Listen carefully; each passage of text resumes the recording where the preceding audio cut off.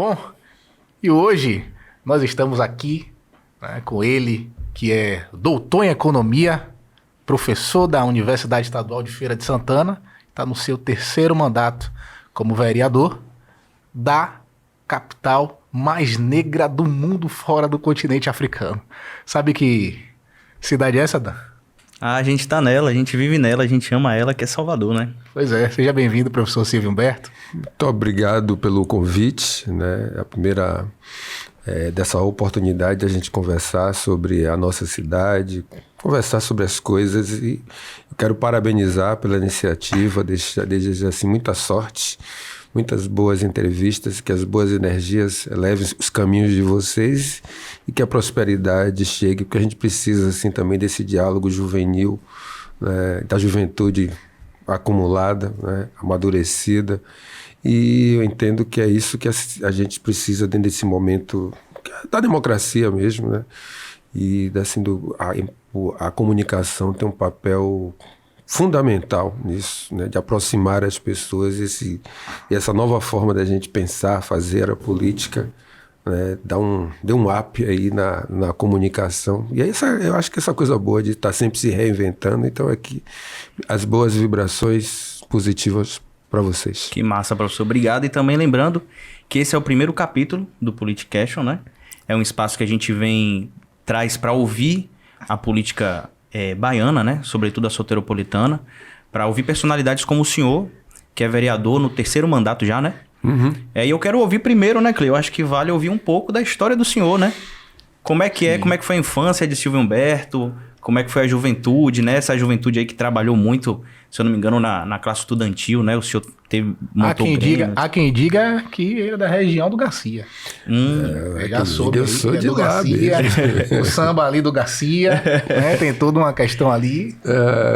Assim, eu sou da Rua 13, da Souza Zé, onde eu nasci. E a gente fala assim, eu nasci e me criei na Rua 13, na Souza Zé, que fica ali Garibaldi, Garcia, então eu tenho uma memória afetiva. Hoje eu moro em Piatã, depois de morar uns 20 anos no Imbuí, hoje eu moro em Piatã. Mas assim, as minhas raízes estão no Garcia, as raízes da minha família, né? Minha avó morava na Rua 13 e a gente dizia assim, quando estava bem novo, assim, garoto, vou pra fazenda. Aí o povo achava que a gente ia pra fazenda mesmo. Na verdade, a gente saía da Souza Zé, subia a escadinha e ia para o Garcia. Então era a fazenda, que originalmente é a Fazenda Garcia, né? Agora é que se transformou em Garcia. E no passado, professor, tinha até uma questão entre o pessoal do Garcia, de Fazenda Garcia. É real, porque assim, quem mora na Leovil Gildo é o Garcia, né? Até a antiga Sempre Viva, aí subindo a Prediliano Pita, aí a Fazenda Garcia, né? Essa parte cultural, assim, um bairro musical, culturalmente muito potente, assim como o Tororó, o Nordeste de Amaralina, né? Então, da juventude do Garcia, eu vi a juventude do Garcia, né? Muito novo, né? Ali da Legião Herbert de Castro, né? Do Largo do Garcia, do Cacique, né, dos amigos de Raimundão, das derrubadas do Garcia, porque meu pai chegou a sair nas derrubadas na sexta-feira do carnaval, porque as pessoas hoje veem um carnaval na sexta-feira, mas a sexta-feira era um dia literalmente alternativo, né, e as pessoas saíam na sexta-feira do carnaval e assim, as derrubadas, a mudança do Garcia, você não precisava, na verdade, né? E minha avó morava lá, minha avó Palmira, que partiu em 2002. Minha avó, a gente ia para casa da minha avó ali no Garcia. Meu avô era pescador, né? Minha avó também trabalhava em doméstica, mas também fazia os doces, o mingau, né? O mingau de carimã, de milho, então era tapioca. E o tô com fome, professor. Jesus, o munguzá, por isso que eu tenho até dificuldade hoje de pagar munguzá, porque o munguzá sempre foi dado, né? Principalmente no mês de agosto. Quem está ouvindo que é mais velho sabe que esse mês de agosto, o mês, né, de Omolu, Obaluaê, você recebia a pipoca e o munguzá, que era tudo de graça, né? Mas como não tem almoço grátis, alguém fazia, porque esse espírito altruísta, né, de você agradar o velho, e isso era a forma de fortalecer, que se é dando, você se fortalece, né? Então, assim, tudo passava pelo Garcia. E, assim, para mim tem uma memória da mudança do Garcia, assim, que para mim é algo, né, assim, essa aula pública, né, essa coisa desordenada, ordenada que era antes, que de fato saía nas carroças, os sapatos e etc. E um grande protesto político. A rua ensina, né? A rua, você aprende nas ruas. Então eu venho de uma infância, assim, de um bairro popular, a São José, eu morei na São José por muitos anos, meus amigos de lá. A rua não tinha asfalto, então eu sei o que é pegar água, porque não tinha água. Todas as casas, a maioria das casas tinham fontes. Então essa ideia de que você morava próximo ao centro, mas você mora próximo ao centro, porque Salvador tem isso, você mora próximo ao centro, mas a periferia, né? A periferia também é o centro. É isso, né? Há um contrassenso ali, né? O senhor veio do Garcia, mas está numa região ali, eu poderia até dizer que gentrificada. Por que não? Por que não? Um processo de gentrificação ali é muito perceptível, né? Ali aquela região do Campo Grande, Vitória Garcia, Universidade Federal ali próxima, né? É isso. Às vezes, o que a gente observa é que até hoje as pessoas diziam assim, eu vou à cidade. Aí você sempre perguntava assim, você não está na cidade, não? Você já se perguntou porque tem alguns que não tem dúvida que estão na cidade e uma boa parte se sente, mesmo morando próximo, o centro, que uma coisa é você ir ao centro da cidade, outra coisa é você faz o uso e diz assim, eu vou à cidade.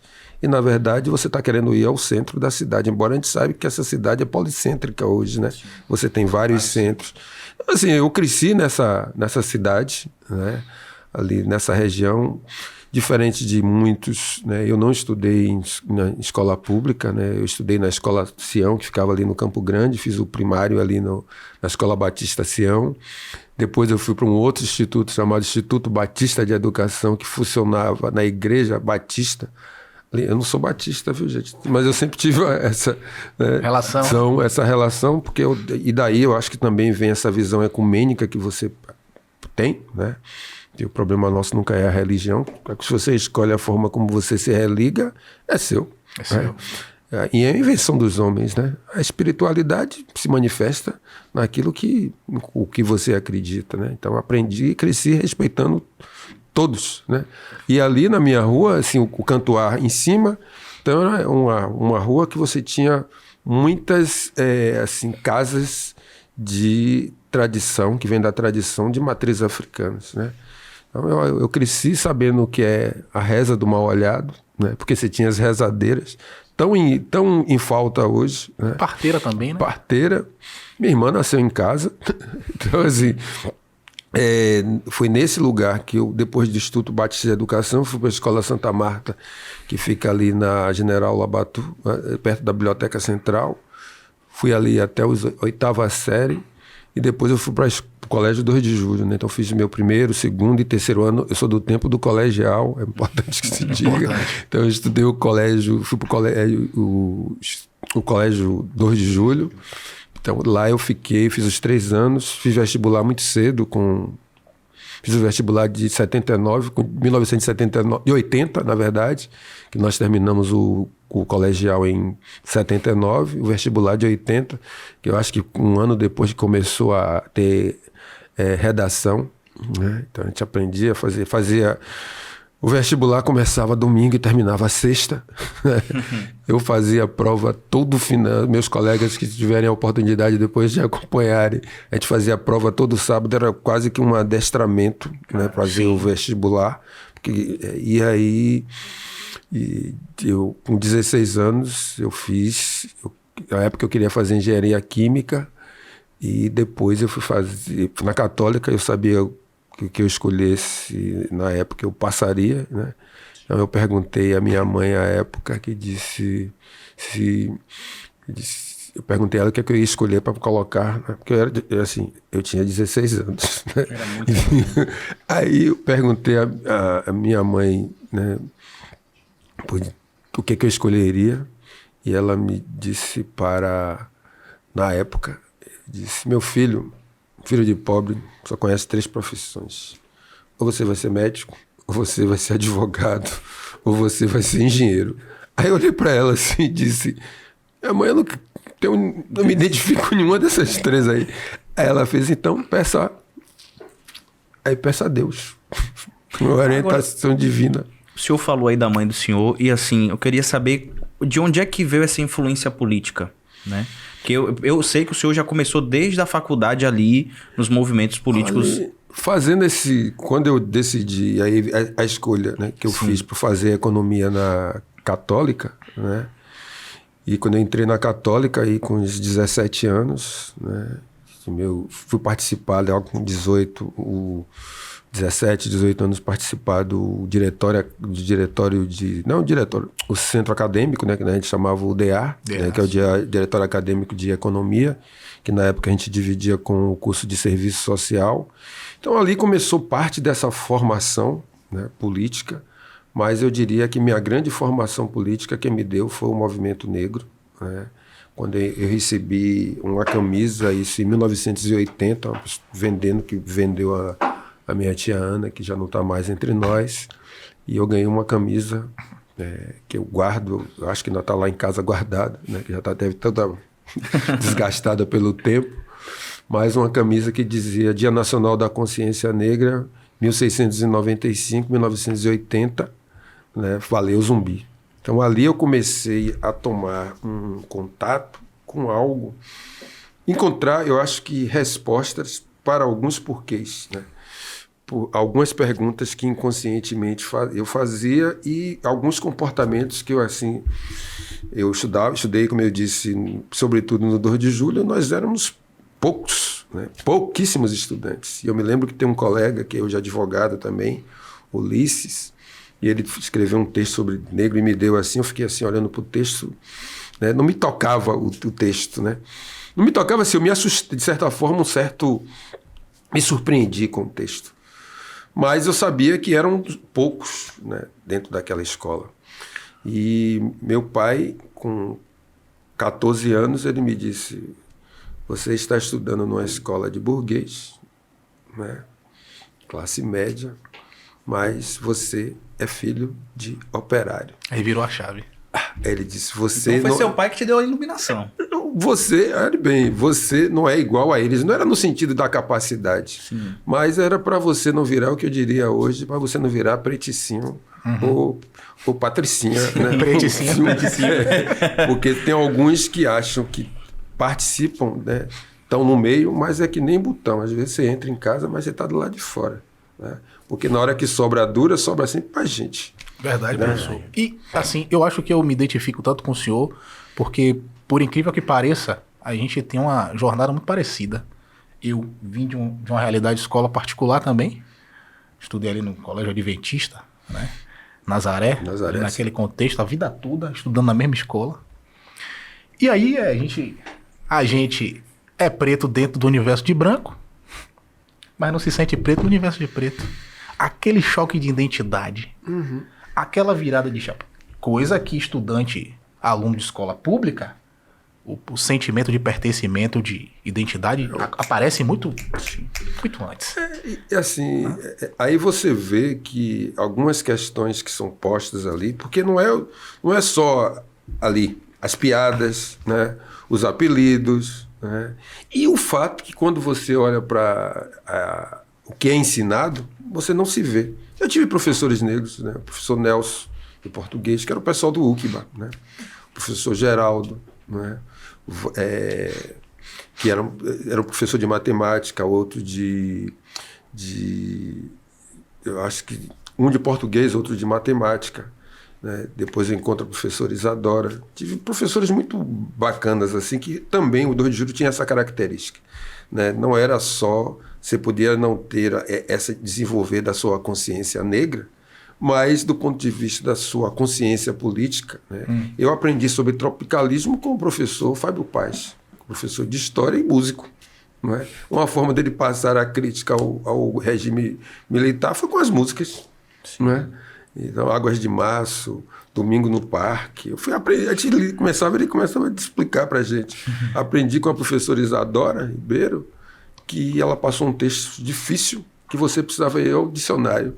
À medida que você ia encontrando, você ia montando o quebra-cabeça, você entendia que ali era uma crítica. Né? Então foi a forma que ali em 78 né, 77, 78, na ditadura, né, que alguns acharam que poderia, faz referência sem vivenciar o que foi esse atraso que significou do ponto de vista do avanço de uma cidadania, né, da participação popular, né, nós perdemos muito com isso, né, e assim, as pessoas negras perderam mais, né, e tem uma coisa que às vezes as violências que foram submetidas e que pegou a classe média branca, só que quando acabou a ditadura, encerrou para elas, né? Para eles, né? E para elas.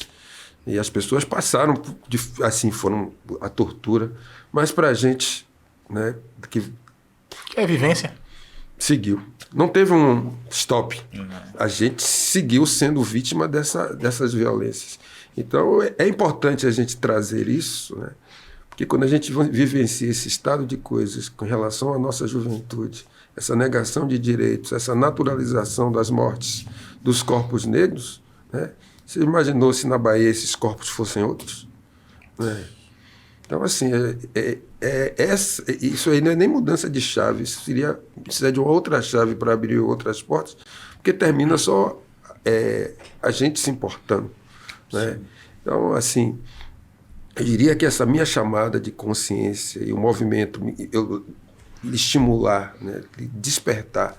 E hoje, como eu tenho assim, o que eu acredito do ponto de vista da espiritualidade, né, eu acredito que ali, né, quando eu li o livro de Abdias de Nascimento, O Genocídio Negro no Brasil, aquele livro tem um antes e depois. A minha entrada no movimento negro tem um antes e depois. Em um determinado momento eu posso interpretar até como assim, poxa, me encontrei. Mas, na verdade, hoje, entendendo que nós não somos só o que enxergamos, né? E nós temos vidas, né? E, às vezes, quando você não cumpre sua missão completa, você volta, né? Mesmo que você vá no seu processo de elevação. Ali foi minha reconexão, né? E essa reconexão está aí. Eu estou nessa pegada, nessa tocada até os nossos dias. E você vai encontrando, você vai dando resposta, você vai estudando, né, essa estratégia que aí você vê o quanto você tem dos seus pais. Né? Meu pai sempre foi alguém, né, que sempre ajudou as pessoas. Né? Então, essa forma que as famílias negras encontravam de manter os vínculos, né, de solidariedade, eu via que antes que nós chegávamos, quando encontramos ali aquela televisão, que a gente ficou conversando, quem viu isso? Aí eu vi ela falar ali que disse assim, não, lá em casa, né, as pessoas assistiam a televisão.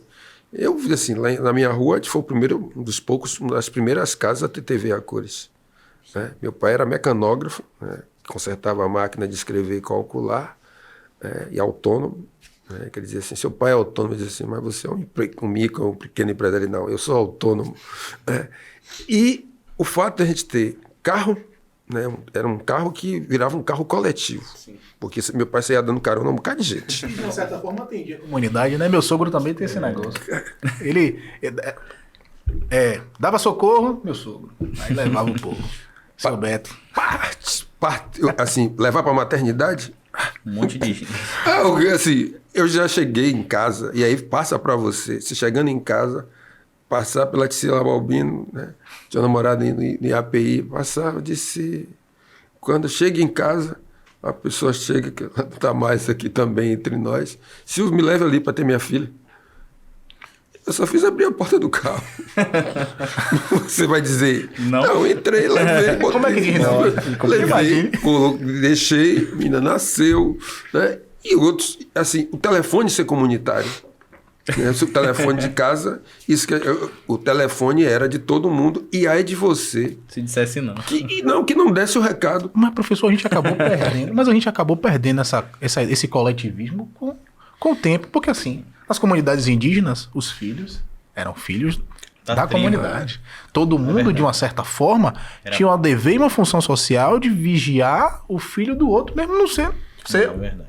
Mas, assim, a minha rua, né, lá, a gente cresceu, eu digo, dando a bênção aos mais velhos, né?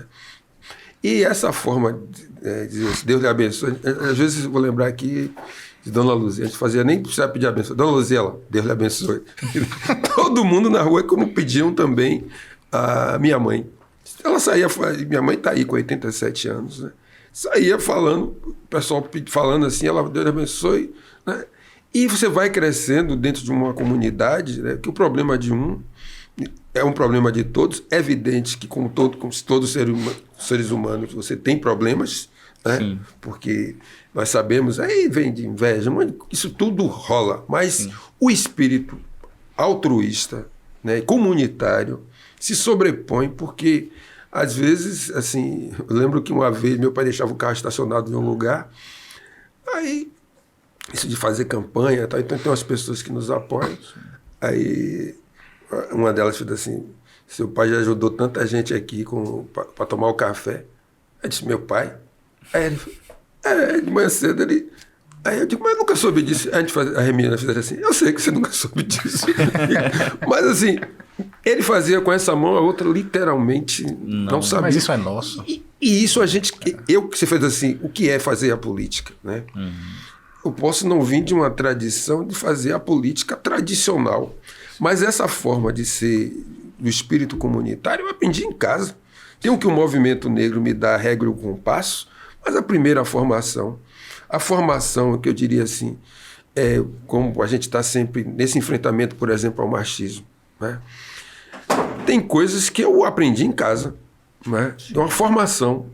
Minha mãe me dizia assim: não faça com as filhas dos outros o que você não quer que façam com suas irmãs. Ponto. Isso não precisou dizer mais nada. Isso era uma forma, assim, certeira, que você chega para o seu filho e fala a mesma coisa. Sim. Porque é um outro contexto, sim, mas é assim, e você aprendia também, assim, todos estudaram, né? Nós somos 4, né? Eu sou de economia, né? Meu irmão é da engenharia mecânica, que é o mais novo, Lázaro. Márcia é da área de assistente social. E minha irmã Ana Paula, que é a do meio, fez contabilidade e fez matemática, né? Então, assim, a gente vem dessa formação e nunca teve, assim, dentro de casa, a divisão sexual do trabalho, assim, um vai fazer uma coisa, uma coisa de mulher, outra coisa de homem. Então você não tinha rosa e azulzinho, não. Então, assim, a gente tinha as coisas que nós fazíamos, né? E a educação, embora você estudando numa escola particular, mas assim, você tinha que lavar o banheiro, jogar o lixo fora, as meninas tinham as tarefas domésticas que ajudavam. Minha mãe, para complementar a renda, minha mãe fazia doce, então fazia os sequilhos. Até hoje ela faz uma queijadinha que é famosíssima, né? Então a gente chegou a ter cantina no SESI, lá no Campo Grande, ali onde hoje é a Secretaria de Gestão. Eu ia para a cantina, né, aprendi a fazer suco.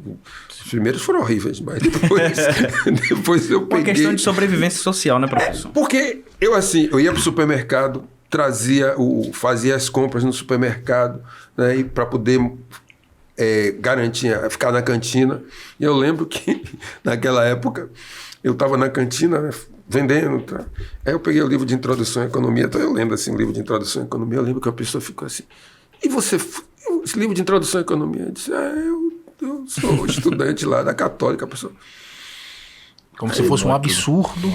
Mas imagine isso em 82, 83. Se hoje em dia já acontece, imagina naquela época. Pois é. Agora, professor, o senhor tocou num ponto aí sobre a questão dessa objetivação da mulher na sociedade, né? Eu também, vamos dizer que eu sou meio que músico, né? Sou mais ou menos músico. Não sou músico completo, mas sou músico. E eu tive a oportunidade de estudar com um professor chamado Beto Mafuz, na Universidade Federal, Teoria Musical, né? Ele falava muito sobre a questão do novo comportamento da música, que antigamente a gente tinha um apelo maior tanto na harmonização quanto na elaboração de letras que faziam as pessoas pensarem um pouco mais. Até a questão do movimento Tropicália, né, que trouxe ali algumas oportunidades de insights maiores para os artistas e tal. Inclusive, a gente já deu aula junto. Foi sobre ditadura, esse tema. Eu chamei ele para... Exatamente. E aí, o que eu fico me quedando a pensar às vezes é o seguinte: a gente vive hoje numa sociedade sobretudo na nossa música baiana, né? Que às vezes traz na sua letra muito sobre essa figura da mulher objeto. O senhor acha que a música influencia a sociedade no seu comportamento ou que a música é reflexo de um comportamento social? Como você consegue pensar de forma dialética, então é uma troca, né? Assim, e olha que a gente precisa também datar isso, né? Porque você tem algumas sambas que, contadas antes, pareciam tão ousadas quanto na época. Sim. Né? Ou vai até embaixo. Começou agora a dizer... da garrafa. Né? Agora, é evidente que também esses setores populares que estão fazendo as músicas, né? Eles é uma forma de comunicação e é evidente que tem um apelo dessa sexualização, que isso não é algo brasileiro, né? Que você vai para outros lugares e você vê essa sexualização como forma que as pessoas utilizam para ganhar o dinheiro. Sim. Né? Que é um produto cultural, né? Virou um produto, esse produto. Né? E é uma forma também dessas, justamente os subalternizados encontrarem caminhos para produzirem um produto que vai vender. Né? Que passa por essa sexualização. Sim. Cabe-nos, né? Assim, escolher, né? Questionar, né? Mas e também formar, né? Porque eu acho que quando pegando um caso específico da cidade de Salvador, você da área da música, assim, essa cidade perdeu uma grande oportunidade com o Axé Music, né? Perdeu, porque quando você olha o que está sendo feito com o sertanejo e o que se tornou o Axé Music, quanta gente, assim, se as pessoas não só olhassem para o próprio umbigo e pensassem nisso que veio para ficar, para durar, quanta renda isso gerou e foi apropriado por poucos. Né?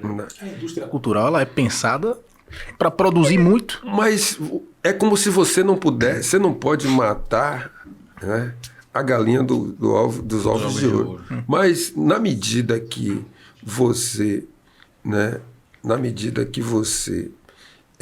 se coloca dentro de uma situação onde, assim, tanto os produtores, né, e pessoas que viraram meio que, assim, tem muita gente que participa na música e nunca foi o produtor, né? O compositor, efetivamente. Isso é do jogo aí do mercado mas eu acho que tem, assim, quando você olha a criatividade que envolveu o samba reggae, que traz Michael Jackson do show business, aí você faz, depois disso, você faz o quê?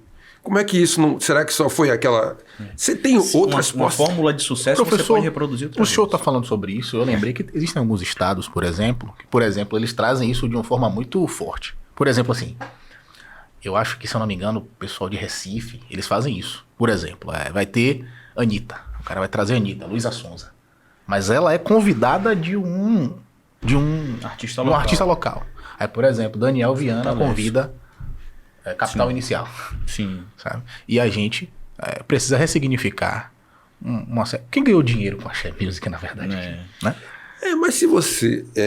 caberia um bom... Deve ter os estudos, né? O pessoal que é da área que trabalha com mestrado, doutorado na música, mas o que a gente observa assim de fora, né? Você teve o crescimento dos estúdios, né? As fábricas de instrumento musical, né? E o número de músicos, né, que você precisa ter a formação de pessoas, né? E as pessoas eram muito só pelo ouvido, né? E você precisa ter... A educação musical é boa para todo mundo. Né? Se você vai dar um músico na ponta, isso é uma outra coisa. Mas, geralmente, quem é bom de música é bom de matemática. Você pode... outras coisas. Você tem uma cabeça muito aberta, a percepção é outra. Né? É uma forma de inteligência. Então, assim, se você está num mundo onde a economia do conhecimento, né, que se confronta com essa ideia da economia baseada na escassez, né, a possibilidade do que as conexões que é possível você fazer dentro da chamada economia do conhecimento, você derruba o paradigma da escassez, necessidades ilimitadas, que não são, né, porque é construída, com os recursos que são escassos. Os recursos que você pode produzir da interação da mente humana. E falando nisso, professor, eu percebo, né, que o senhor tem um projeto até político muito consolidado, né? Muito consolidado. A gente percebe isso na relação. E aí, eu sei que eu estava querendo te fazer essa pergunta, eu vi nos jornais um tempo atrás, porque tudo isso que a gente está falando aqui é projeto político. Né? A cabeça precisa pensar aonde vai chegar essa política pública. Quando a gente fala de política, eu vi em alguns jornais que o professor Silvio Humberto tinha intenção de ser candidato a prefeito de Salvador, certo?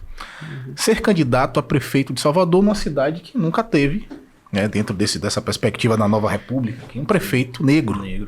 Como o senhor vê essa relação? E se o professor Silvio Humberto ganha as eleições, qual seria a pauta prioritária do governo?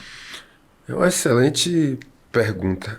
Agora, vamos fazer esse exercício que nós falamos da Axé Music, né, e a possibilidade que nós perdemos com, assim, essa forma como se deu essa apropriação, né, e como isso afeta a nossa criatividade, um potencial enorme. Mas imagine que nós chegamos ao século XXI e eu posso ser o primeiro. É brincadeira? Pois é. Olha quanto não é o primeiro que tenta, né? Mas o primeiro que pode vir a ser. E aí nós temos encontrado tantas as barreiras.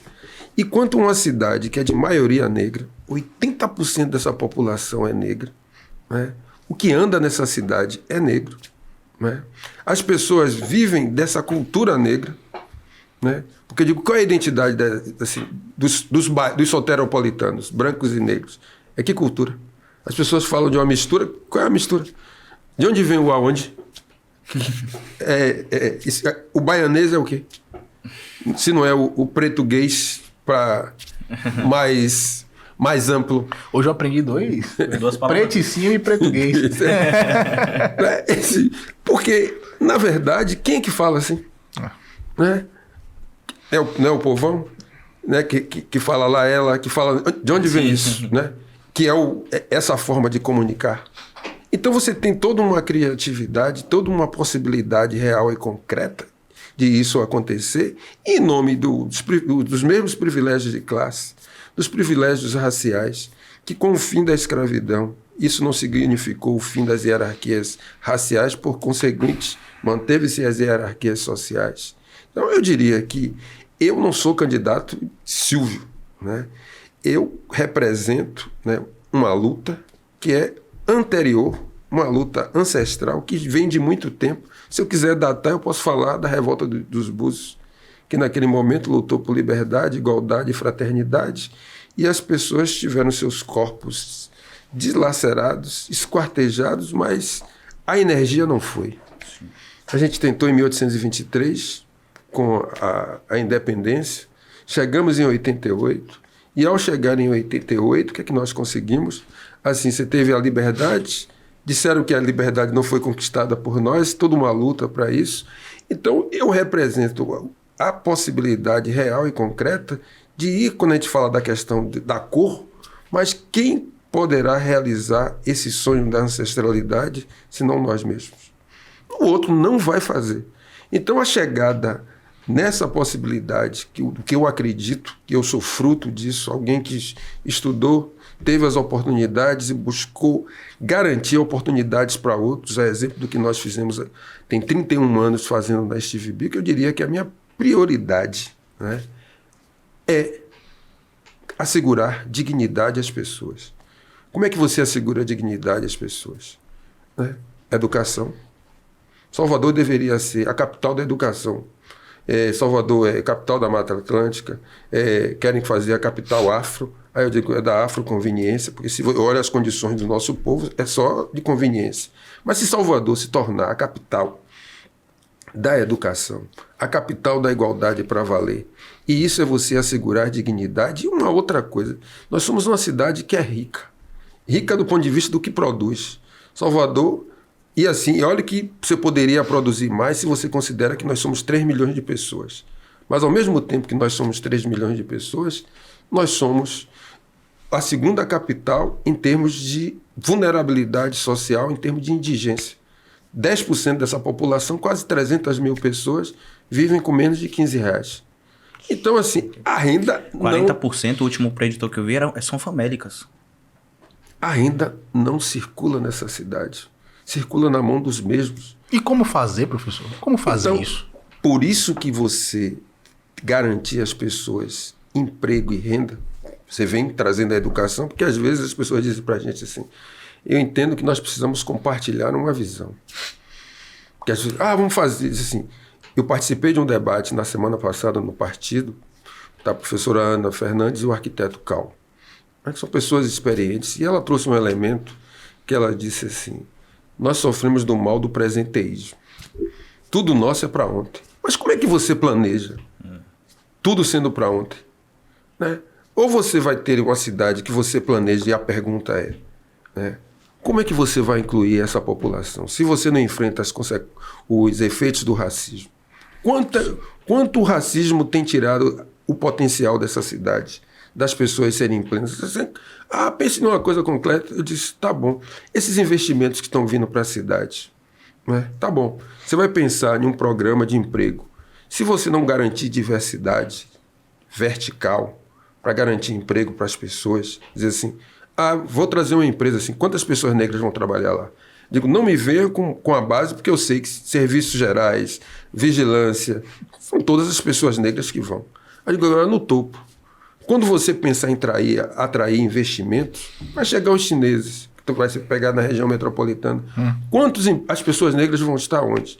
Então, é preciso esse olhar, né? Porque aí é você perguntando à política pública, quando eu falo dessa educação garantindo diversidade, garantindo igualdade para valer, não é uma discussão solta.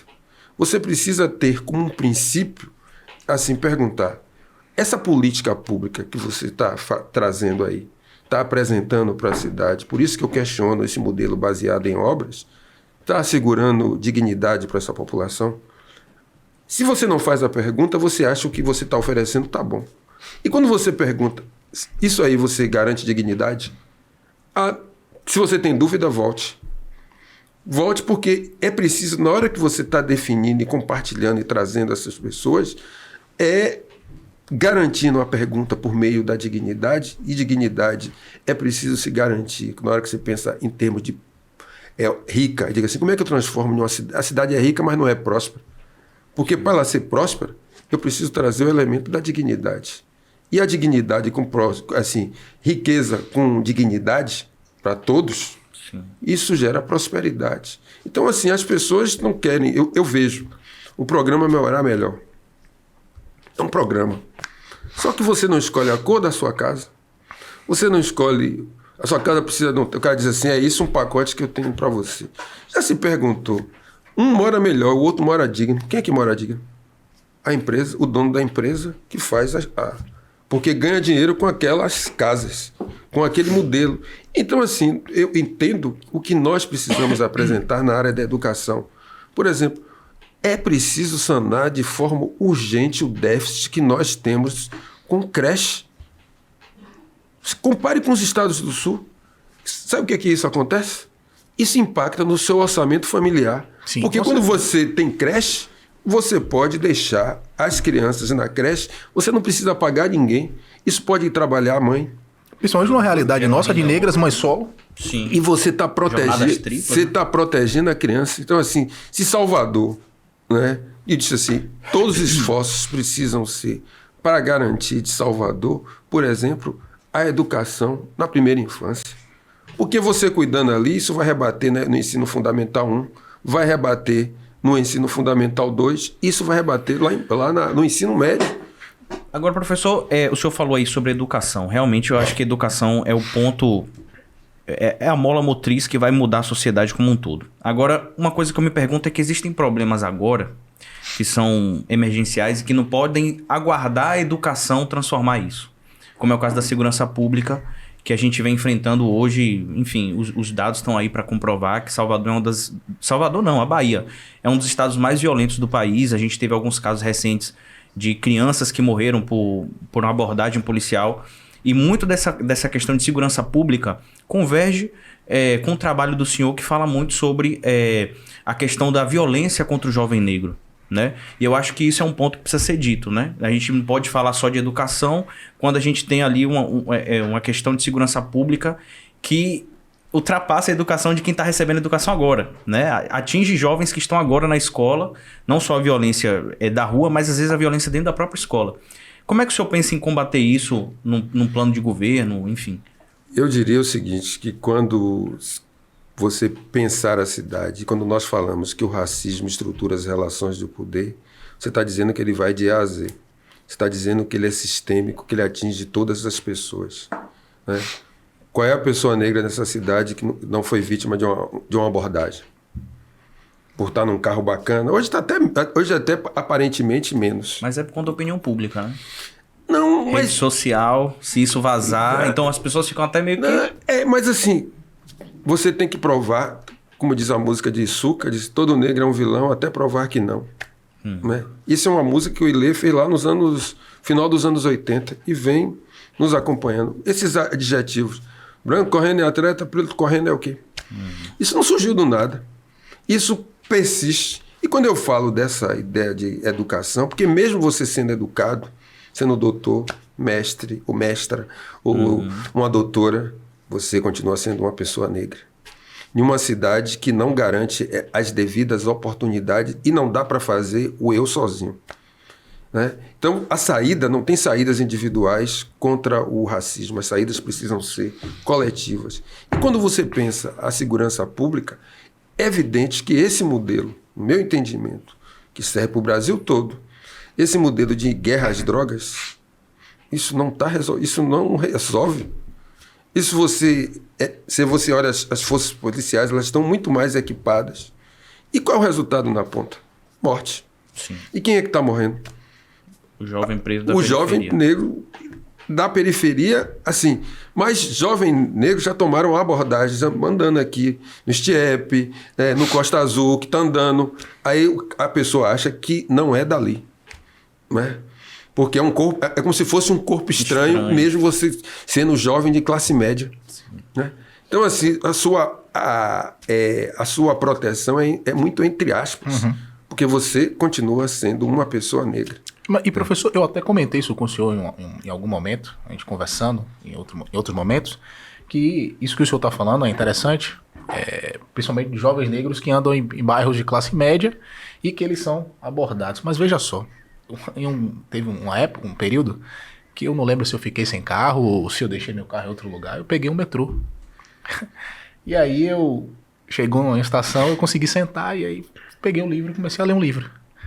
E aí eu percebi que tinha uma pessoa olhando pra mim, querendo ver qual livro que eu tava lendo, né? Uma senhora, assim, aproximadamente 50 anos, assim. Aí ela olhou pra mim, fez assim, né? Aí quando eu cansei de ler, já tava chegando próximo da estação, aí eu fechei o livro lá. Tá lendo Hobbes? Oxe, sim, e aí? Aí eu falei...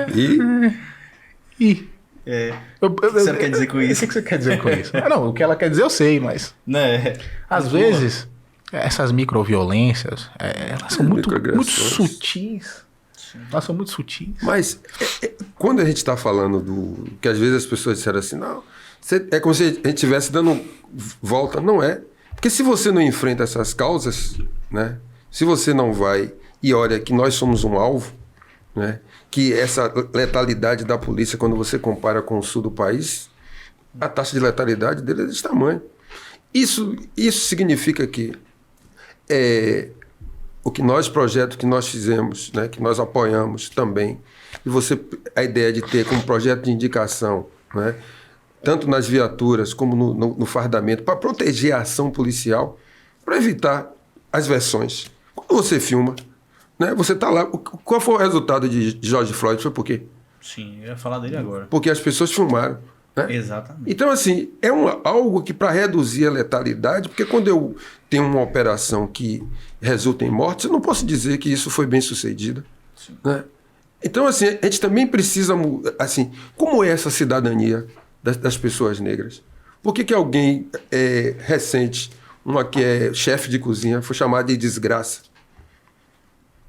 Qual foi a pessoa branca que é tratada assim, dessa forma? A outra que foi defender o mestrado na Gol. Então, é assim, você tem essas agressões também dos policiais, porque a gente também tem que lembrar que quando as pessoas, né, que são os profissionais da segurança, de todas as armas, né, de todas as forças, quando eles tiram a farda, eles viram o quê? Quando eles vão para uma relação de consumo, como eu já tive relatos, de passar aquele mesmo... a pessoa desconfiar que você não pode comprar aquilo ali. É o que isso? Né? Você pode ser o coronel, você pode ser... Que é um lugar de ascensão, a polícia é esse lugar de ascensão para a população negra. É um fato. O interessante é que isso não é uma relação polarizada ou partidária, não. Sim. Como diz o outro, eu entre a esquerda e a direita continuo preto. Então, assim... Essa compreensão, a gente está lidando com um fenômeno complexo, né, que envolve um debate sobre a descriminalização, que envolve o debate do encarceramento em massa dessa juventude, sim, envolve o debate que você precisa ter, assim, de você usar o equipamento, né, para poder ter um melhor monitoramento, a questão das investigações. Né? Você está lidando com algo que é organizado. Né? Então, assim, como é que nós evitamos também, além de reduzir a letalidade, como nós evitamos que essa juventude seja, além de alvo, sim, o público, entre aspas, né, que termina sendo o público que vai alimentar, está dentro desse circuito. E, né? Professor... Esse círculo, termina sendo esse círculo vicioso, né, da violência, né, porque são os vapores baratos. Vai tirando o outro. E assim, quando a gente traz o debate sobre a educação, que linka com a questão das creches, isso não é um debate, o cara está falando de forma... Né, isso é real. Que se você garante educação e oportunidade, você está oferecendo uma possibilidade real e concreta, né, de perspectiva. Eu sempre tenho citado um filme chamado Redenção. Né? Redenção é um filme com Jamie Foxx, que ele faz um cara que foi um líder de gangue em Los Angeles. Isso é um filme de 2004, 2007. Sim. E ele, uma vez, ele entra na cadeia com 4 mortes, né? E foi condenado a pena de morte. Né? Mas ele entrou vítima já vinha de um sistema de brutalidade. E eu lembro que uma repórter perguntou para ele assim, por que você eliminou assim, esse tratamento agressivo que culminou nas mortes, né? Ele disse, eu não era nada. Eu encontrar com algo que parece comigo, né? Ele eliminar. E aí ele traz um elemento. Quando ele entrou na cadeia, um indivíduo disse para ele, assim, que estava lá também, disse assim, você precisa abrir suas janelas. Ele parecia um bicho enjaulado. Ele ficou 6 meses na solitária. Quando ele volta, ele está lá o livro. Quando ele começou a ler, abriu o livro e começar a ler, que falava da ancestralidade, consciência negra, a cabeça dele foi dando uma outra. Então é assim, é uma reconexão dele com a humanidade. Na medida que ele se enxergou como ser humano, né, ele começou a ver o outro também. Então, assim, quando esse debate do racismo, que tem sua principal característica, é a desumanização, assim, eu estou lidando com uma coisa que eu posso jogar no navio e quando está pesado eu jogo no fundo do mar, né? É uma coisa, isso nos acompanha. Então, é como se os corpos negros persistisse essa ideia das violações e aí, assim, não dá, né, para achar que o debate da segurança pública pode ficar restrito só à polícia. Você tem que ampliar e tem que continuar esse processo de monitoração. Os movimentos sociais têm oferecido as suas sugestões. Estava na rua, eu fui na manifestação aqui, né, e aí a memória de mãe Bernadette não era por ela, era pelas mortes que aconteceram aqui e a necessidade de você, e assim, a urgência de ter providências e de mudar a forma dessas abordagens, né? E o que nós observamos, assim, sempre somos nós por nós, né? Então, assim, se queremos enfrentar algo tão complexo, né, que além de você ter essas medidas que envolvem mudar a forma de treinamento, né? Qualificar os profissionais, mas acima de tudo a gente precisa reconhecer nas pessoas, né?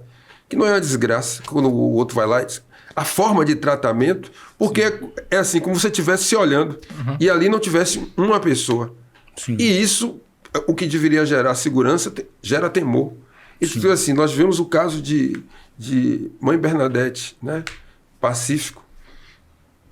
Perdeu o filho em 2017, 6 anos depois, perdemos. Né? Então, assim, é um conflito fundiário que está ali. Então, assim... Que é um problema antigo. Essas violações sobre os nossos corpos seguem. Então, assim, o caminho, no meu entendimento, esse caminho para... E aí a prefeitura também, você precisa se debruçar, porque você pergunta assim, o que foi dito pela prefeitura?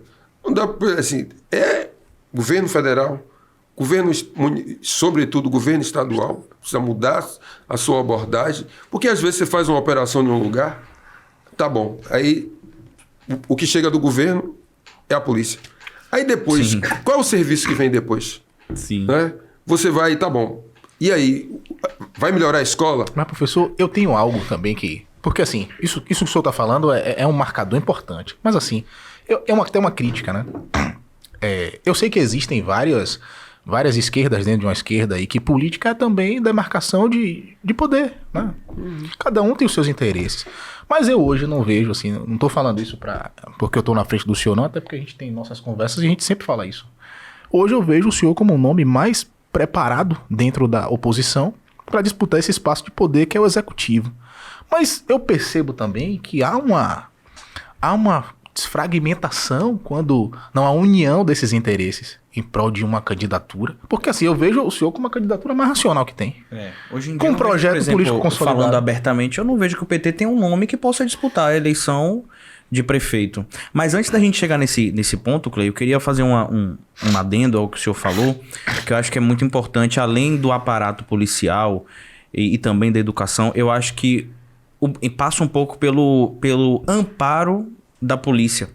Eu falo porque tem um amigo meu que é policial, ele estava falando comigo que normalmente os policiais, depois de irem para operações, às vezes até de invadir um espaço que está tomado pela criminalidade, após ele ir para esse tipo de ação, ele não recebe atendimento psicológico muitas vezes e já vai para outra operação. Porque é como se fosse uma guerra. Exatamente. Você está no... Por isso que... Então passa por essa estrutura também de receber esse policial e falar, peraí, senta aqui, o que aconteceu? Você tá preparado para voltar pra rua? Que às vezes eu já vi tipo de abordagem que você fala, velho, esse cara não tá normal, não. Por isso que você está lidando com um fenômeno que é complexo, né? E à medida que você, enquanto político, né, você faz as escutas, e eu ouço isso também, já perguntei isso, né? Sim. Porque você precisa reconhecer também que tem um ser humano ali, né? E que precisa de, assim, se não tiver algo mais amplo, né, do ponto de vista de você mudar a forma de abordagem, e quando você trabalha com a guerra, as drogas não morrem. Quem morre são as pessoas. Verdade, isso né? Então, quando isso não é retórica, não, minha gente. É fato. É fato. Então, você está num processo de guerra, chega dentro das comunidades, as pessoas, a forma como chega, a abordagem, né? E assim, aí você pergunta, nas favelas não tem fábrica de... Não tem... Os entorpecentes não são fabricados lá, chegam de algum lugar.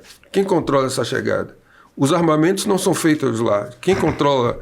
Então você tem hoje, e na medida que quando a gente fala o papel dessa educação racista, antirracista, de trazer, assim, de resgate dessa humanidade, de trabalhar com essa ideia da juventude, de você ter projetos sociais que de fato venham proteger a juventude, de garantir acesso a bens culturais, né? Porque você precisa oferecer perspectiva. O que estava nesse filme, que ele faz assim...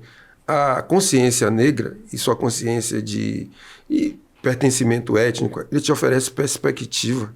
Porque quem tem perspectiva é ser humano. Uhum. Né? Então você procura, assim, você vai saber o real significado do que assim, o que disseram para meu pai uma vez, né? Humberto, pense no dia de amanhã. Em um determinado momento ele achou que o dia de amanhã terça, é quarta. E, na verdade, você está falando de perspectiva. Quando você toma isso muda a sua vida. Então, assim, tem algo que ou a sociedade se envolve também, né? Porque aí precisa dizer assim, a nossa juventude vai ser a prioridade. Mas desde uma coisa simples, que alguém oferecer uma alternativa, um emprego, uma ocupação, se debruçar para eu diria assim, um apoio a uma instituição que está lá fazendo o trabalho de base, né? Está lá fazendo essa ação social, né? Porque se caso esse modelo que aí está, né, você vai vitimando, aí quando acontece um caso, né, que morre um policial, aí você tem uma ação extremamente violenta, né, e assim, e isso, o que é que isso, o dia seguinte disso? Então, assim, eu acho que precisa, né, dentro desse modelo, o governo federal, quando eu disse que a melhor política pública é a de geração de trabalho e renda, né? Então a gente precisa investir nas pessoas, porque assim, investir em gente dá trabalho, requer tempo. E se a gente continuar com esse modelo que está embaixo, enxugando o gelo, né, enxugando a água com a torneira aberta, não vai, infelizmente... A polícia retém o trabalho aquilo que deu errado, né? E assim, e aí você, o quê? Reforçar as políticas de polícia comunitária, de ter essa formação, né, de investir na formação da corporação, né, e dessas ações que vão criando, de fato, vínculos reais com as comunidades, né, ouvindo também de quem está na base, né, o que tem a dizer, né, porque às vezes, assim, eu lendo, que eu dou aula de desenvolvimento, eu vi um autor desafiar a palavra, assim, questionar o uso do desenvolvimento, né? Já tinha um que diz assim, a proposta de desenvolvimento não resolveu o problema das desigualdades. E ele diz, olha, o problema está na palavra. Porque se você bota 10 e bota o envolvimento, você está negando o 10, nega. Ele fez assim, é preciso ter envolvimento. O que você não se sente parte, literalmente não se envolve. Então a gente precisa desse envolvimento de uma sociedade, porque nós que temos filhos negros nessa cidade, a nossa forma de educar um menino negro, sobretudo, é diferente de quem tem filho branco nessa cidade, né? Você não manda o menino voltar quando ele está sem documento. O nosso a gente não sai sem, né? Eu sempre cito o caso de minha irmã, que meu sobrinho estudava na UFBA, né? Formou em engenharia mecânica, até fora, né, do país, e ele tinha 5 camisas escrito engenharia mecânica UFBA. Era a segunda pele dele. Até para evitar uma abordagem. Brincadeira?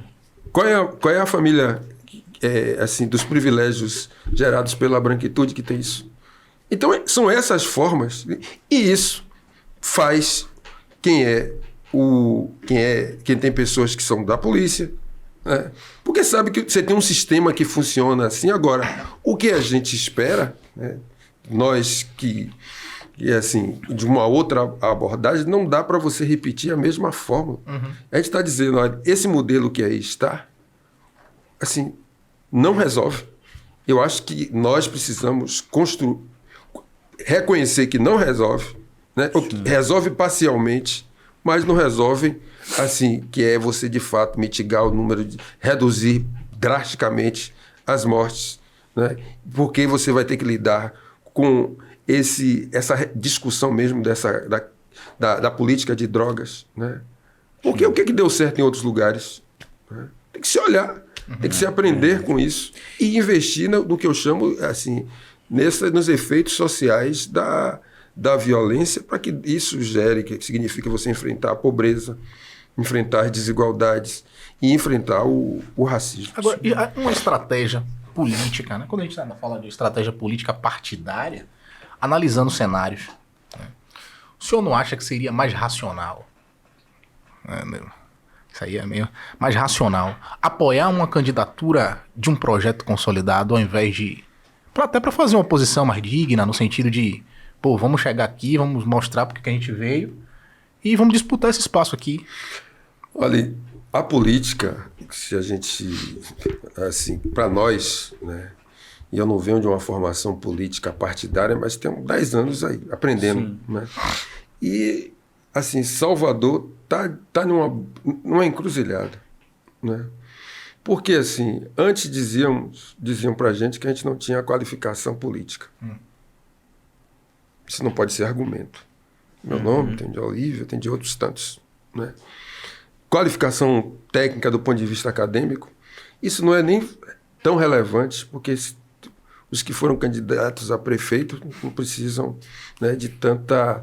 Você precisa saber ler as pessoas, ter habilidade política de entender e de saber ouvir e entender, e a partir dali você saber fazer as escolhas, porque a política se sobrepõe à técnica, né?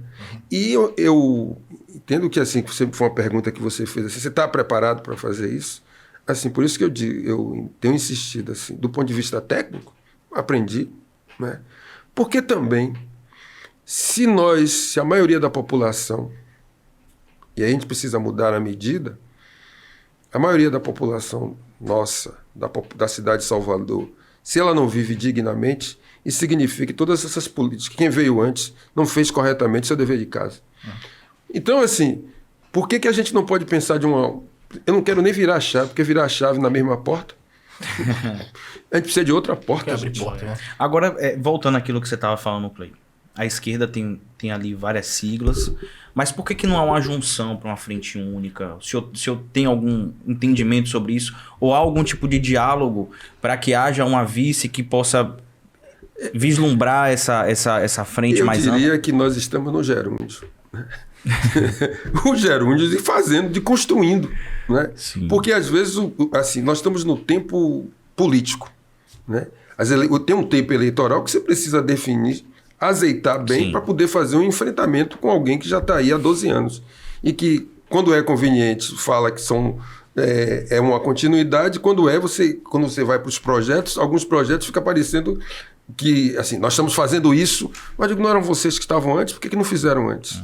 Né? Então é preciso que, do ponto de vista da política, a gente tem conversado, o PSB, que é o meu partido, nós temos feito um debate, um dos debates que eu fiz a questão de ser um dos proponentes disso, né? Converso que hoje está no partido Zulu Araújo, a nossa presidente Cássia, né? Que é pautando um debate, né? E aí nós temos o meu nome, o nome de Lídice, o nome de Trindade, né? Também como essas alternativas democraticamente. Mas, acima de tudo, eu fiz uma pergunta. Como, assim, a cidade que temos e a cidade que queremos? Para que, a partir daí, você vai produzir um programa, né? Porque a gente não pode... assim, e às vezes as pessoas me perguntam assim, não, qual é a proposta? Você diz assim, eu acho que precisa ter esse envolvimento. Eu preciso compartilhar uma visão. E a partir da visão que eu compartilhe, isso eu preciso tocar você para que você venha... Porque se eu não tiver coparticipação e desafiando as pessoas para ir além do voto, né? É dizer assim, é como se você tivesse um time, aí o cara diz assim, olha, lance a bola para o centroavante que ele vai lá fazer o gol. Isso é herói. E você está lidando com a política, você pode ser a liderança que vai juntar as pessoas, que vai gerar um sentimento, esse sentimento de indignação. Agregador. Esse sentimento de indignação que as pessoas estão dizendo assim nas ruas, já deu. Porque o que já deu? Já deu do ponto de vista de você ter uma cidade que tem mais de 400 anos e até então, né, aí se eu pensar a partir da República, foi o professor Edivaldo Brito que foi indicado, né, na época que era isso, era a regra do jogo, mas de lá para cá, passou por Lídice, né, para poder fazer a flexibilidade, dizer que você colocou uma mulher, e de lá para cá os privilégios brancos se mantendo na cidade, e aí a gente pergunta, qual o resultado? Né? Se eu não conseguir incluir essa massa, né, por que a cidade... é uma cidade maravilhosa. Tipo, para quem? Para as mesmas pessoas. Quando eu perguntei isso para o senhor, e ele também, é porque, assim, a gente percebe que o senhor tem um projeto político consolidado. Mas o senhor se vê como um gestor? Por que eu estou te perguntando isso? Isso não é uma pergunta óbvia. Por quê? Porque eu percebo que tem muitas jornadas brilhantes de pessoas, de políticos, enquanto um legislador.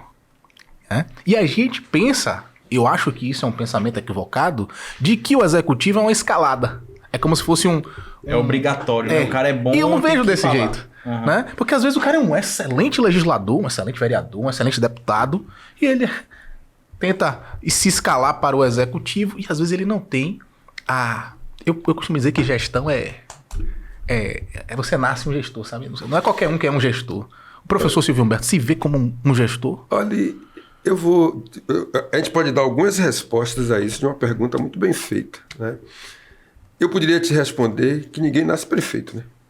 Não tem uma escola para dizer assim, olha, como não tem escola para presidente, que uma vez eu dando aula e assistindo um filme sobre a névoa da guerra, que é um filme que conta a história de Robert McNamara, que foi o primeiro presidente da Ford que não pertencia à família. Ele foi o secretário de Estado na época do Vietnã. E quando ele foi convidado por Kennedy, né, ele ganhava, na época, era como dizer assim, $25 mil, mas $25 mil nos anos 60 era dinheiro, né? Mas hoje é troco. iPhone. Pois é. E aí ele disse o seguinte, que quando ele fez, presidente, eu não tenho talento para isso. Aí o presidente deu um argumento. Eu sabia, ele disse que sabia que você ia dizer isso, mas que você fosse lá conversar com ele. Aí quando ele argumentou, dizendo que não, novamente, que ele não tinha talento, aí o presidente virou para ele assim, você conhece a escola que forma presidentes? Aí ele disse, não. Então ele fez, eu não vim dessa escola, não tem. Não existe, né? Então assim, o prefeito, mais do que ser esse gestor, você vai fazer uma gestão de coisas e de pessoas. A política ensina você a lidar com pessoas, com coisas, e aí, quem acredita também com as energias das pessoas. Então, o que eu acho que é preciso dizer, assim, quando é no nosso caso, e aí eu vou pegar um outro que eu acabei de me lembrar aqui, recentemente estavam tentando fritar o ministro da Justiça, o ministro dos Direitos Humanos, Silvio Almeida, né? O Silvio... Um dos argumentos que te falaram para ele, que ele era intelectual. Foi isso. Você vai pegar. Seja, a inversão do que aí ele disse assim, ele foi muito sagaz comigo. Ele fez assim, pois é. Mas ele é muito cirúrgico, assim, nas respostas. Mas ele que foi que ele disse. E eu vou pegar emprestado isso que ele trouxe.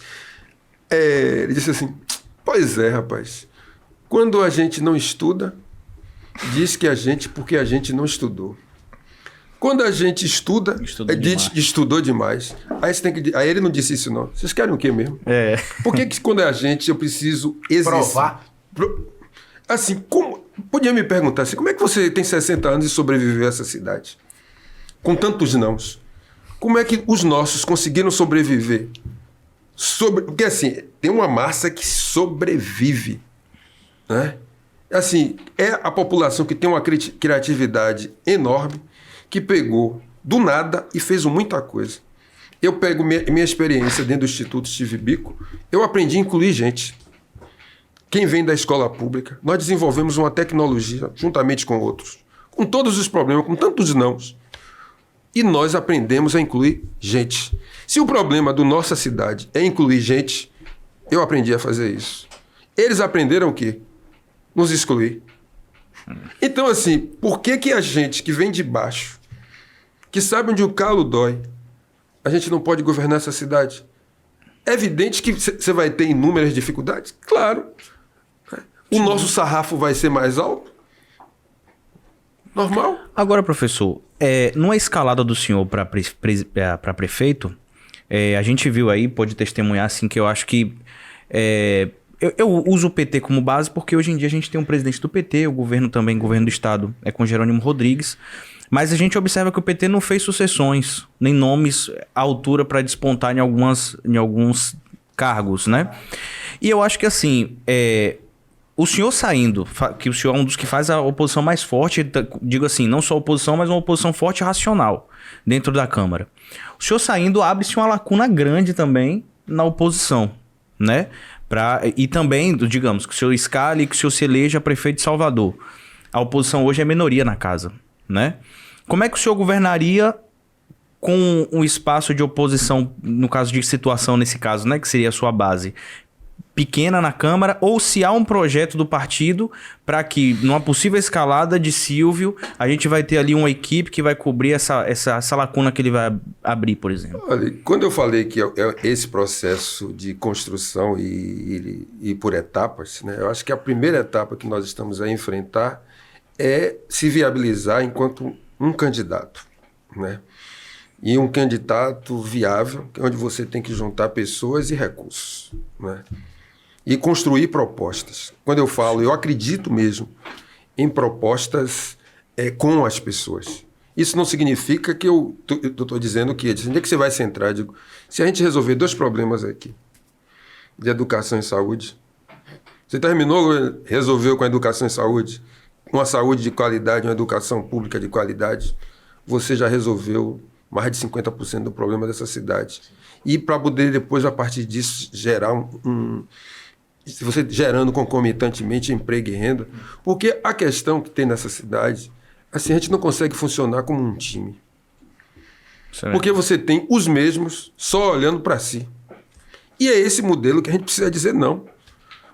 As pessoas antes brincavam nos play. Essas pessoas que estavam nos plays, jovens, resolveram brincar agora no Playmobil da cidade, né? Montando... Aí disseram, não, agora a gente vai para a cidade porque Salvador precisa se transformar numa metrópole. Porque os serviços tinham um nome de metrópole com serviço do século XIX, né? Com os mesmos problemas do século XIX, com a população vivendo numa situação indigna, porque quando terminou a escravidão, quais foram as oportunidades que foram dadas?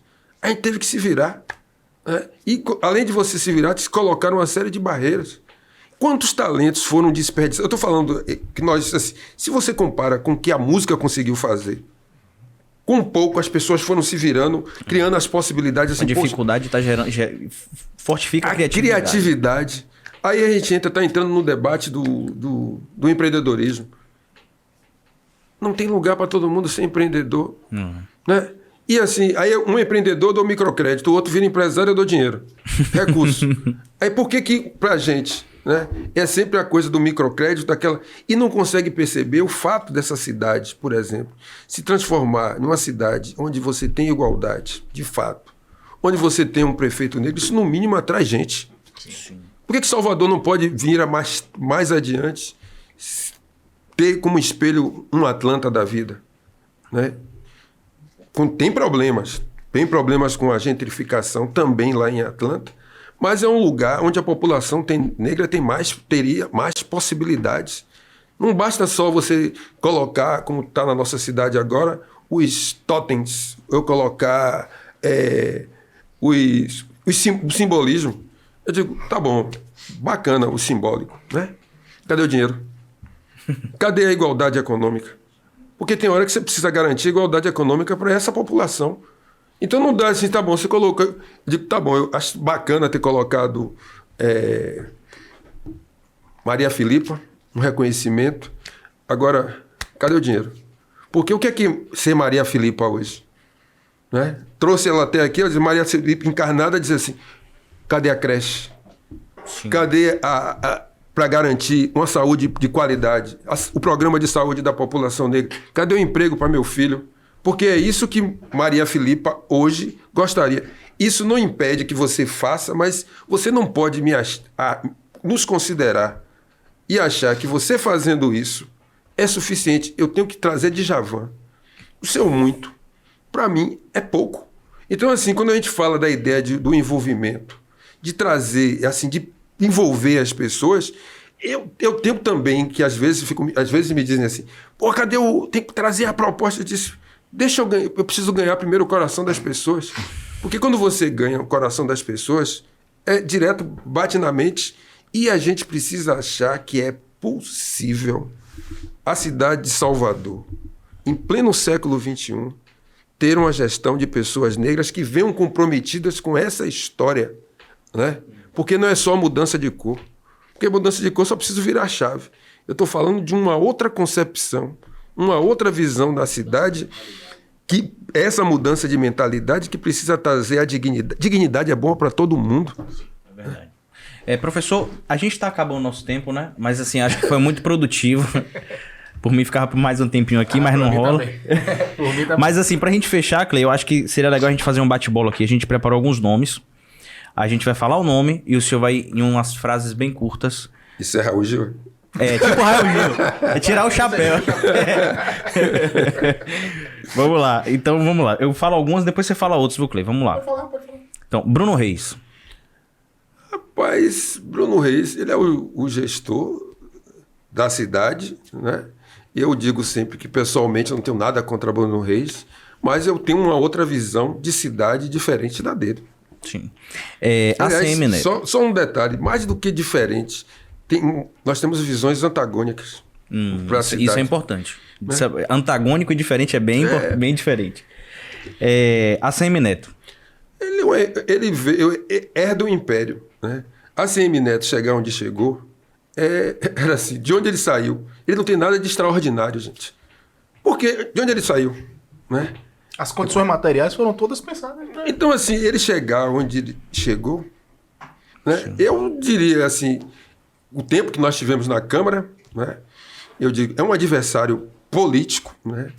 Não boto no rol porque eu não tenho inimigos políticos, eu tenho um adversário político, tem uma outra visão ele construiu essa visão antagônica sobre dessa cidade que chegou para alguns como no século XXI, mas para essa maioria negra nós continuamos ainda no século XIX. Ele é herdeiro disso, desses privilégios brancos da cidade. Só para eu completar, eu não posso deixar de falar isso.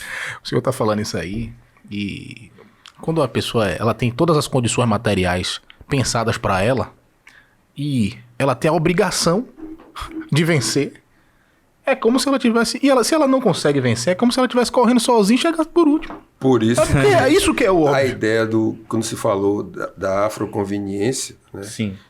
Pra gente dizer, olha, não é uma questão de cor.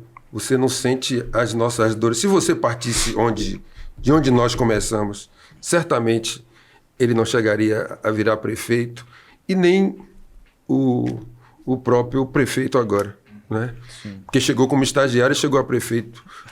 Assim, se fosse de fato como ele se intitulou, né? A gente não tem escolha às vezes para dizer assim, olha, eu sou Pivete do Calabar, né? Tem gente que isso não é uma escolha, né? Entendi. Jerônimo Rodrigues. Meu colega, eu aposto, né? Tem um desafio enorme de ser coerente com sua história. Esse é um desafio enorme que às vezes o governador promete e às vezes o sistema diz não, ele tem que ser coerente com a história dele. Eu aposto, né? Confio nessa possibilidade de que de onde a história que ele vem tem problemas, a gente está lidando com muitas questões complexas, né? Sobretudo essas dificuldades na área de segurança pública. Agora, ele não pode negar, eu diria, a sua história. Então, eu aposto na sua coerência. Luiz Inácio Lula da Silva. Eu diria que essa grande referência de liderança de alguém que, assim, guardando as devidas proporções, ele vivenciou algumas coisas que hoje o coloca como um verdadeiramente estadista e alguém que está se colocando como um fazedor, um construtor, melhor dizendo, de pontes, e aprendeu muito com a política, eu diria, com algo que para a gente você às vezes chega no governo, você não ganhou o poder. Eu acho que Lula aprendeu muito com isso, né? Você ganhou uma fração do poder. E aí, essas elites, você tem que ter muito cuidado com essas elites. Agora eu acho que ele aprendeu, mas para mim uma grande referência de político. Marcelo Werner, secretário de Segurança Pública. Eu diria que, assim, está com um momento difícil, né? E assim, aí cabe o governador, né? Eu acho que ele tem que ouvir, tem que conversar com os movimentos sociais, né? Porque a segurança pública não é uma questão só de polícia. Então ele precisa entender, dada essa complexidade, né? Precisa se dialogar com os movimentos sociais e implementar o mais rápido possível a questão das câmeras, a questão de rever os procedimentos que envolvem essas abordagens, né? E eu diria que, acima de tudo, ouça o que vem a dizer os movimentos sociais, porque, para mim, qualquer política pública, seja ela de segurança, de educação, de saúde, você precisa fazer com as pessoas. Perfeito. Então, hoje a gente conversou aqui com o nosso doutor em economia, nosso vereador da cidade de Salvador, professor Silvio Humberto. Pra gente foi um grande prazer. Por mim, eu ficaria aqui. Sobretudo professor. A gente tava falando lá fora que prefeito, tudo bem, vereador, mas não existe cargo melhor ou posição melhor do que a posição de um professor. Porque você está formando, um educador, você está formando pessoas. Então, obrigado pela presença do senhor aqui. Foi um prazer recebê-lo. Últimas considerações, últimas palavras. Olha, de agradecimento a essa oportunidade de fazer esse bate-papo, né, abrindo aí a série, né, do Polity Question, né, e agradecer pelas perguntas de vocês, né, que são perguntas que nos impulsionam a pensar, né, e aqui as pessoas podem ter, estar diante de alguém que eu me comprometo, né, e esse comprometimento tem uma história de vida, que são essas bandeiras nossas de educação, igualdade, é algo que me acompanha, né, e que tem me acompanhado ao longo desses anos. Eu acredito mesmo na nossa capacidade de juntos mudar essa realidade tão difícil. Então eu desejo aí muita sorte para vocês. Obrigado. Né, que as boas energias acompanhem e espero voltar outra vez. Com certeza. No ano que vem, Quem sabe, né? Mais adiante, né, as portas estão abertas. Aliás, não tem nem porta. O microfone está aberto. E quem quiser acompanhar é o @Silvio Humberto _. Silvio Humberto _. Silvio Humberto _. Sigam a gente, questionem, perguntem, deem sugestão, que a gente acredita mesmo nisso, dessa construção coletiva. Perfeito, gente. Obrigado. O Polity Question é um oferecimento do Politimax e com o apoio do Creation Studio. Até a próxima. Tchau, tchau.